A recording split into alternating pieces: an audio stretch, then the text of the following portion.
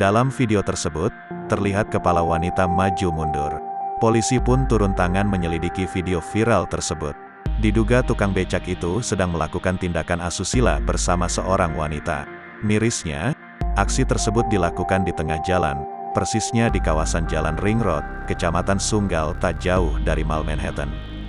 Dari amatan www.tribuntandahubungmedan.com, pengunggah video menuliskan caption, "Tukang becak mesum di dekat Manhattan, Kota Medan." Pihak kepolisian pun tengah menyelidiki video viral ini. Kanit Reskrim Polsek Sunggal AKP Budiman Simanjuntak mengatakan masih melakukan pendalaman. Budiman menuturkan pihaknya belum dapat memastikan apakah kejadian tersebut memang benar terjadi di wilayah Ring Road, Medan Sunggal.